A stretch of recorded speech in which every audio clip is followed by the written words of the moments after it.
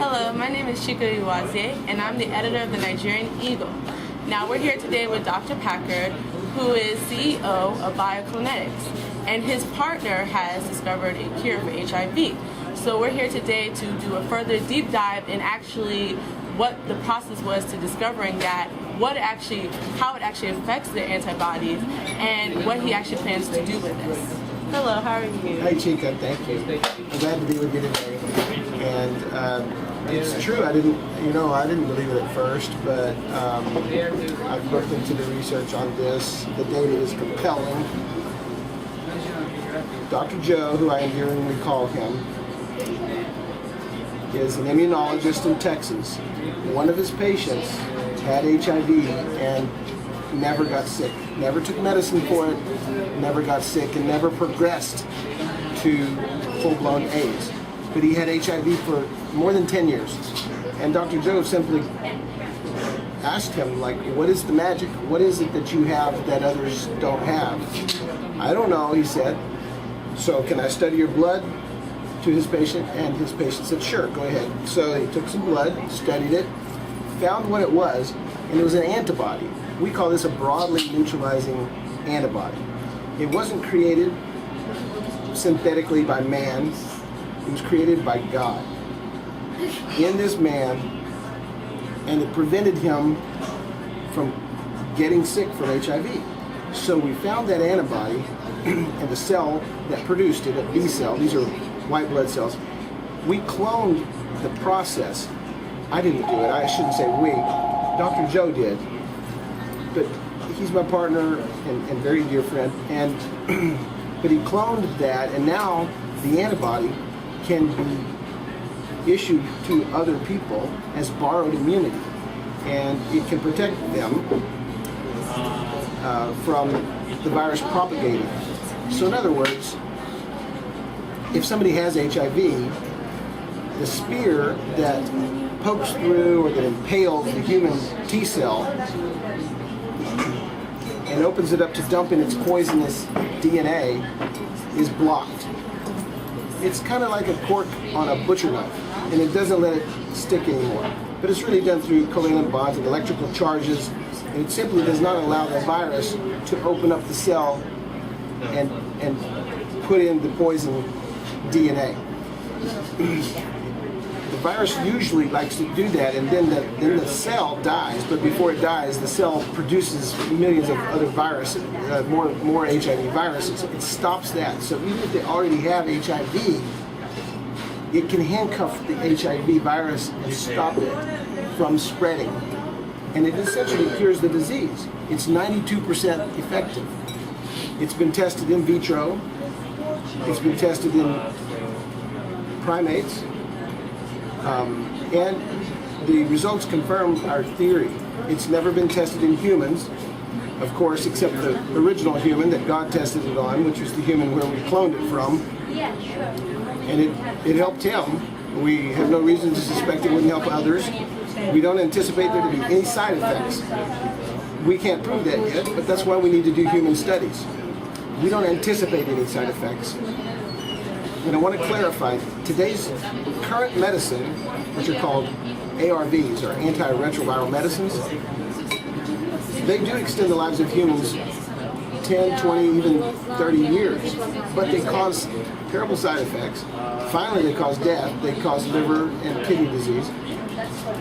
And essentially, the patients who take it eventually have to choose how they're going to die, from the disease or from the medicine. Also, little children who get that medicine, they get that medicine, they have to live their whole life dying. And 9 out of 10 people who have HIV never even have access to that medicine anyway. So if we can cure this, then big pharmaceutical won't like it, because they're not going to be making their billions of dollars anymore. But it's the right thing to do. Recently, I spent some time with the ambassador in Nigeria, or just today, and entertained the thought of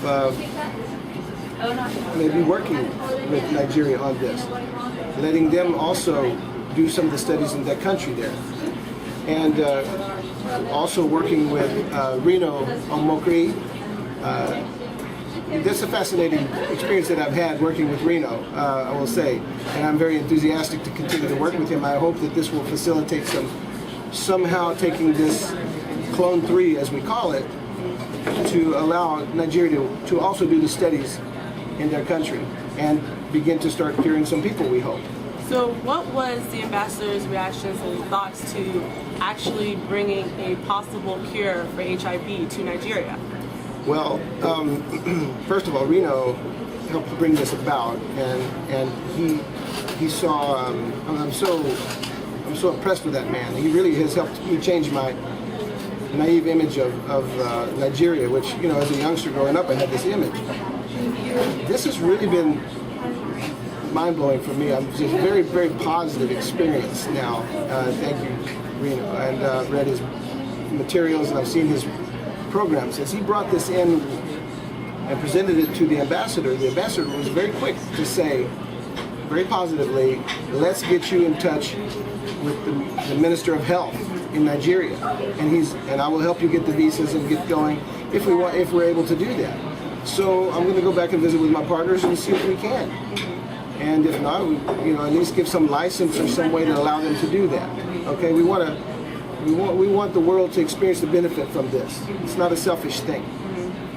And so the answer to your question, the ambassador opened his arms and opened the doors and was very optimistic about trying to get in with the Minister of Health, who will help channel exactly what hospital we should go to. And we already have its scientific team that would be ready to go there. We need to be able to give them the green light and the resources to do that. So would you actually start by retesting it on primates in Africa and then going into actually testing it on people? Or is your plans to now go to Nigeria and actually test it on people to see whether or not this could actually work?